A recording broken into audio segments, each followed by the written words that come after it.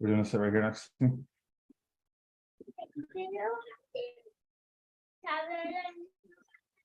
I might actually.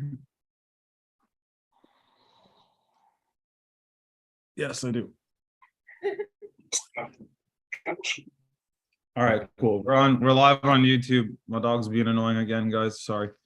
Oh, everyone is in the waiting room. Sweet. We'll give them a second to get connected and then we'll go. Let's go, guys. There's like 7 people in the waiting room. So let me get this tablet turned on for Axel and then we'll get started. Stay on Disney. Do not go on Netflix or do not go on YouTube. Here, come back and get this. No, I will take him out in 10 minutes. Well, mom took him out right before she left to go to the gym. He's just being obnoxious. Yeah, he's. Well, it's okay. It's okay. All right, sweet. Well, hey, we got that whole debacle on YouTube, guys. That's good. Saved for the internet to watch forever. These go down. Axel knocked over a little plant, spilled a little bit of dirt on the ground, but that's okay. All right, guys. So, Josh, if you can, I want you to just kind of tell everybody about how the appointment was initially set, what happened, all that kind of stuff, what you closed. Just kind of walk everybody through the situation in a few minutes, and then tell them what happened. Like what you were on that call for like an hour and a half last night. So tell everybody about all that, and then we'll just kind of chat through that, guys. So go ahead. Yeah. So, guys, as guys, we're constantly doing field training with our new representatives. That's a part of the job and a part of the deal, right? You got to get field trained. So in a lot of cases, our, reps take us to their family members, and we get to see a lot of the junk products that these, agents from the industry that sell this whole life bull crap push on our people. You know what I'm saying? And our clients don't know what they don't know. So essentially, when we met this client, she had absolutely no life insurance. You know what I'm saying? And she thought that, some of the properties she had or some of the things that she had, which are constantly fluctuating in value, were going to give her family the type of protection that they needed. You know what I'm saying? So essentially, as you guys know, with a term policy, we don't have a cash value account. You know what I'm saying? So we're able to make things considerably cheaper. The client was 45 years old and is a smoker, right? So guys, we were able to get her a 10-year term, 150 grand worth of coverage for only $62 a month. Okay. Well, there was a snake farm agent that reached out to her and was pitching to her something called it was a 30-year term, gave her tried to give her 50 grand less in coverage, right? Quoted her as a non-smoker, guys, and there's no medical exam. Told her that this policy is like a glorified savings account. So she illegally marketed it to her like it was a savings account. Told her that it would grow in value when in reality inside the policy it's a return of premium benefit. So you have these crap term policies out here in the industry that are modeled like whole life, but they're not whole life at all. They're not gaining cash value. So essentially they're saying that, hey, after 30 years, you're not gonna have access to your money during the time period, but after 30 years, we'll return the money back to you, all the premiums. It's not growing or anything. So they illegally marketed to her like it's a savings account. They charged her more money for less coverage. And then when they gave her $50,000 more coverage, they charged her $181 a month, or they would have charged her $181 a month. Both times they quoted her as a non-smoker. Now, guys, with no medical exam, I know for a fact, because this is what I was told from our client. So she said that the client told me like, hey, she told me that there was going to be no medical exam, that it wouldn't be a problem. And, I could have time to quit smoking. But the reality is, guys, is if she would have bought that product, right, and paid that money, they would have, if she would have got cancer or she would have died over the course of that 30 years, they would have obviously done their research and looked at her health and been like, oh, she was a smoker. Well, on her life insurance application, they would have quoted her and had her as a non-smoker with no medical exam. And so while they're draining her of the finances she has, her family would have got absolutely nothing, guys. Absolutely nothing. No living benefit, no death benefit, nothing. And that's what we're up against, guys. They're going to sell this stuff like it's an investment product when it's not. They're going to lie on the application to get them cheaper rates, right? Guys, we were still cheaper at $150,000 at a 30-year level term. We came in at $120 a month, which was still cheaper than what they did. Misquoted her as a non-smoker, that we were still better. Being honest on our application. So now we're gonna go ahead and later on get a hold of this this Snake Farm agent and her supervisor, and we're gonna ask, why did you market an insurance product to my client as an investment product, and then why did you lie on the application when you sent her the quote, knowing what that would do to her family if God forbid something happened to her, with no living benefit, with nothing. Yeah, and that's what I wanted to go through this morning, guys. Look, check this out. So if you go, this is policygenius.com. So they'll review every life insurance company, and generally speaking, it's not completely biased, but it's not completely unbiased, but it's generally a pretty good website to go look at.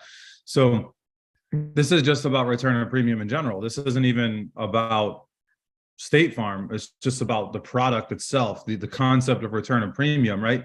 So you can read through all this stuff if you want to, but so here's the pros. You get your premiums back and they're not taxable. It says it's a forced savings vehicle. If, that's a pretty big keyword right there, if your premiums are returned, right?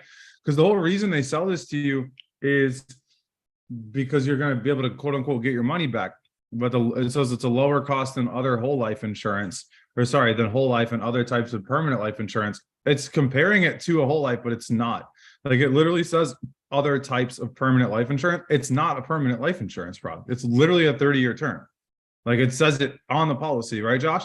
So check this out though. The cons are it's more expensive than a basic term life insurance policy. Extra money is generally better invested or saved somewhere else. The value of the money you are refunded is depreciated due to inflation. So you're putting $2 in and you're getting $1 back just based on what it's worth over time. Limited number of policies available, making it difficult to find the right coverage. Why would there be a limited number of policies available? Does anybody have an idea as to what they think? Why would there only be a limited number of these available? Because the company will go out of business if they refunded everybody. Think about it. Like, if you're just a company that just holds people's money for 30 years and gives it back, there's no business model there. There's no profit for the company. At the end of the day, every company, insurance, investments, whatever, is a business, and they have to have a profit to run their business. You all understand that, right? Every company. So if they're going to give back all the premiums, how the heck are they going to stay in business? They're not, right? They're going to be forced out of business. So guys, like, you got to understand, like, this policy, this type of product, I don't run into very often because there's limited products available. So it's not something that a lot of people have. But when you come against it, you're kind of like, oh crap, like Kelly, you're like, crap, how do I beat that? Like, they're going to get all their money back. Like, how do I beat that? Right? Well, if you read the thing, right, there's the keyword. If you read the policy, Josh, how many payments was this client allowed to be late on before they negated their ability to get their money back?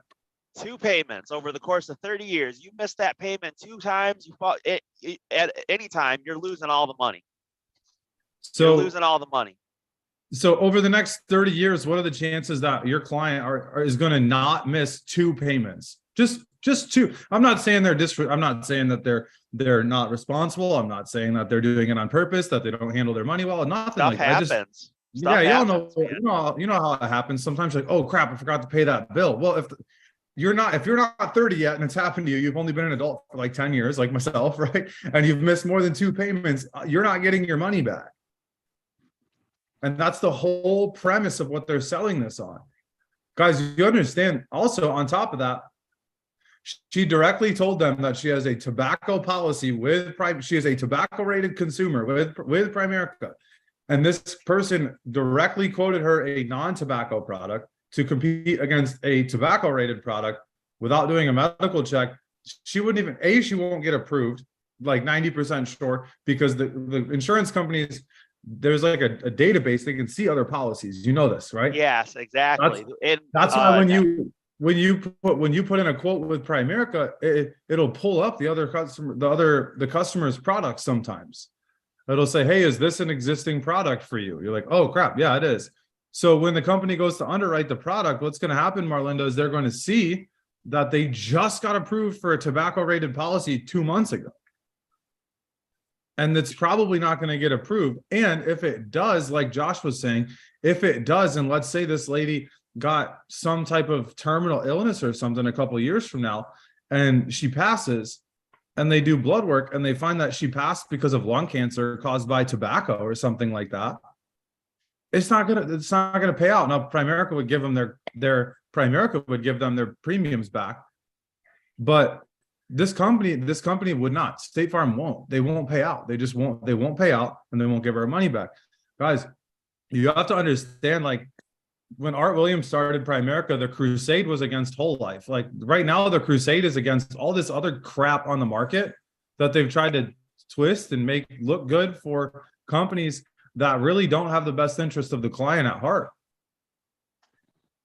Guys, the craziest part is I know the agency owner. I freaking know the guy, Josh. I looked him up last night. I was like, I know this dude. Yeah. And it's just like, I don't like, how do you do that to people, right? So guys, like, I need you guys to understand, like, it's so important that I know, like, you think like, hey, this is just a job and I'm going to make a little bit of extra money and I need to get licensed first. And I don't know about going on field training appointments. Guys, that person that we met with, I believe, Josh, correct me if I'm wrong, was somebody's mom or aunt or something like that. Mom on our team. Yep. That was somebody's mother on our team. And guys, I just want you, go throw that away, X. I just want you guys to understand that, like, if you're delaying the field training process, somebody else that doesn't have the best interest of a client is going to get with your family and talk to them about this.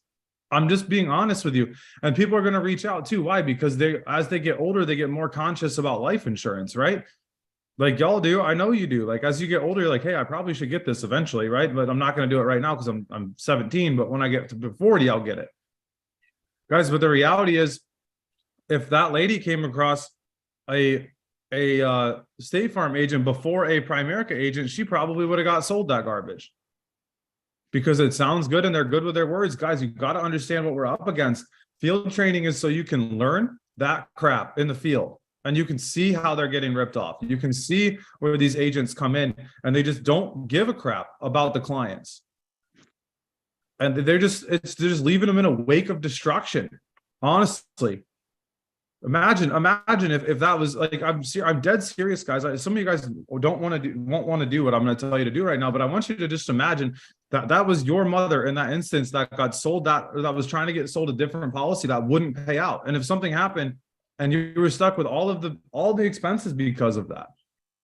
Because she thought she was doing the right thing for her family, trying to take care of them. Guys, look, I'm not trying to like kill off family members or anything like that this morning. That's not what I'm saying. But you have to understand that, like, life insurance, most people generally understand that they need it. And if we aren't talking to them about it, these guys are going to talk to them about it and get them something that isn't going to pay out, that's not going to work, that they're not going to get their money back. It is not what they say it is. Guys, it's so important that you understand this. So does anybody have any questions? Anybody have any questions about that particular thing? What's up, Cassie? Go ahead. You said that Primerica would give them back their premiums if something like that happened. Is that what you said?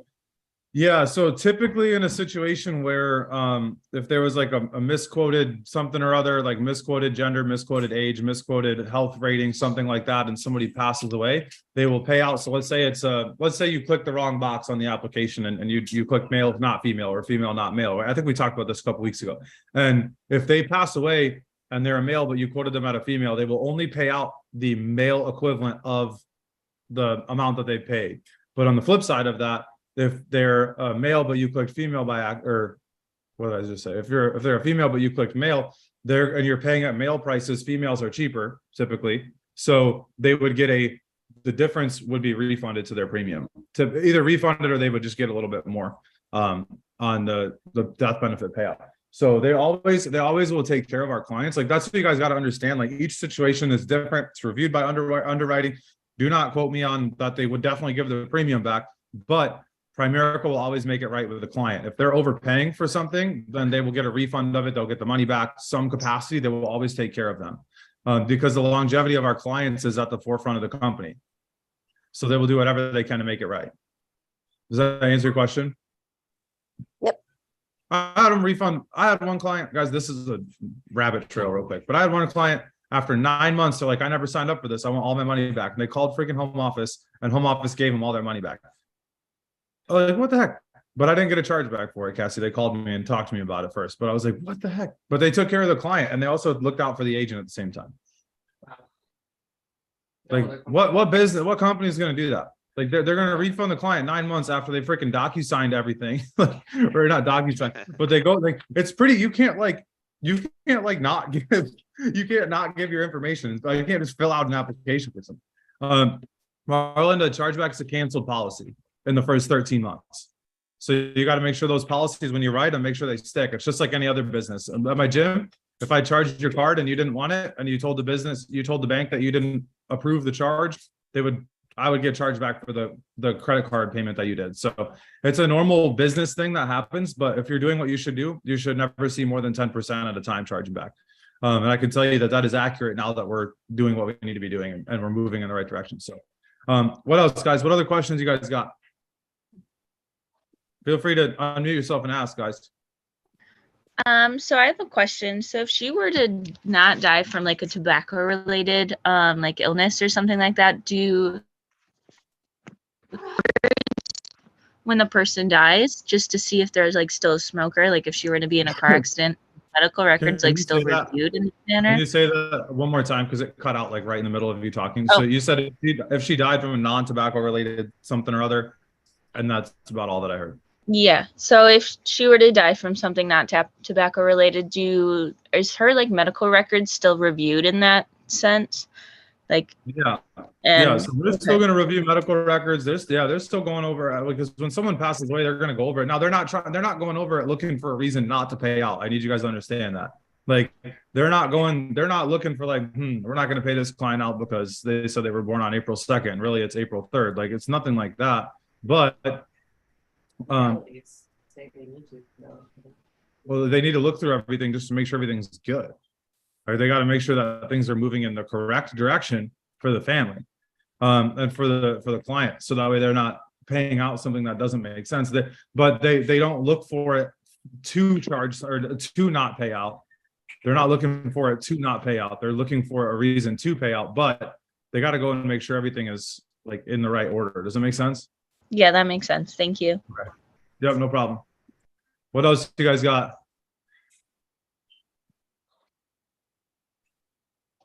What other questions you guys got this morning? Anything? Fire away, guys. We're here.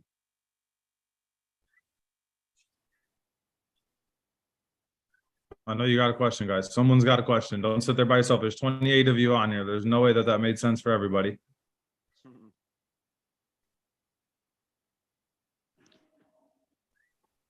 I'll say I don't really have a question to like the policy that you guys went over, but I know I went over my grandma's yesterday. I was looking at it with her just to kind of get experience with looking at like different policies. And she told me she paid for like a paid up till 65 policy. And then when I logged into her, like it was through Mass Mutual, when I logged into her account, it said single premium life. And I thought that single premium life was only like you paid the one single premium and then you know, that's it. And then you don't have any payments. And she said, no, she never made any payments up front, like no large lump sum. And she had monthly payments every month. And she had the paid up life insurance that she's still paying on. She doesn't pay on it anymore, but she said she was paying on it monthly for Gotcha. Okay. So those policies, that's a whole life insurance policy at the root. And basically what they're doing is they're way overpaying for what they could be getting elsewhere. So let's say it'd be like $40 a month for the same amount of coverage with us. she's paying $2 or $250 a month for it probably. So it builds up value. So it has something for it to pull them, because there is always a cost for insurance. Even when a client is 95 years old, they're still paying for insurance if it's on a whole life policy. It's just Yeah. getting pulled out of the cash value in their account. Yeah, Right, 'cause so she had a 15,000 face amount, and she said she got it in like 1985. She's 79 years old. And she said it was the same price for the whole time she paid it, and it was like $35 a month. She said. yeah, 15,000 in coverage for us would be like, she probably wouldn't even be able to get it because it needs to be at least $15 a month. Yeah, So it would have been way cheaper. But yeah, I mean, it's at this point, she's 80, what do you say, 79, 80, something like that. yeah. So, I mean, she's got a little bit of coverage, a little bit of cash value. I mean, at the end of the day, she's got something, but there's nothing we can do about that. Yep. With her age, so it is what it is at this point. But yeah, I mean, that's the stuff that is out there, guys. Like, that's what you got to understand. Like, that stuff is out there. That is what we're fighting against. Like, literally, like, that is what we are going against. We're trying to remove that crap from the market so people actually have what they need. So, all right, guys, have an amazing day. If y'all need anything, reach out, let us know. Go post in the Telegram chat what you're closing today. So how many recruits, how much premium, and how many appointments are you